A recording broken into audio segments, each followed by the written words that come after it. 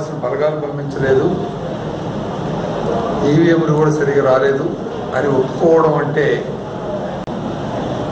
ఇది చేతగానితనం కాదు, పక్షపాతం. నేను చేతగానితనం కూడా పక్షపాతం.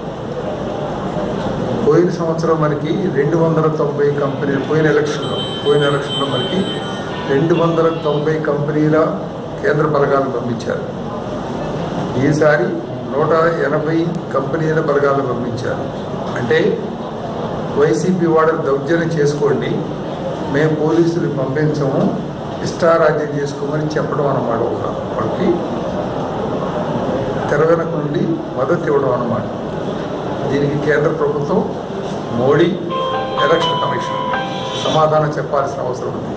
ప్రజాస్వామ్యాన్ని అపహాస్యం చేయడానికి ప్రయత్నం చేశారు. మోడీ అధికారంలో ఉండడానికే తగడసం మొత్తం కేంద్రీకృతం చేశాడు. బీజేపీలో కూడా మిగతా శ్రేణులన్నీ కూడా నిర్వీర్యమైపోయినాయి. ఒక మోడీ పిఓమో తప్పక, మోడీ చెంచా తప్పక అందరూ అసంతృప్తి ఉన్న పరిస్థితుల్లో ఆంధ్రప్రదేశ్ ఎన్నికల్ని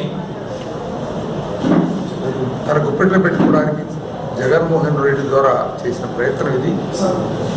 పోలీసులు ఎప్పుడైతే లేరో ఒక్కొక్క పోలింగ్ కేంద్రంలో ఒక హోంగార్డు, ఒక లాఠీ అంతే. కొన్ని చోట అది కూడా లేదు. దాంతో అనేక పోలింగ్ కేంద్రాల్లో వైసీపీ దుర్మార్గులు, దౌర్జన్యకారులు రెచ్చిపోయారు అన్నమాట. ఇష్టారాజ్యం. కాకపోతే ఎవరు కూడా ఏమి చేసినా ప్రజాస్వామ్యం గెలిచింది. ఓటర్లు భయపడలా, రెగ్గింగ్ని అడ్డుకున్నారు, ఓటు హక్కును వినియోగించుకున్నారు.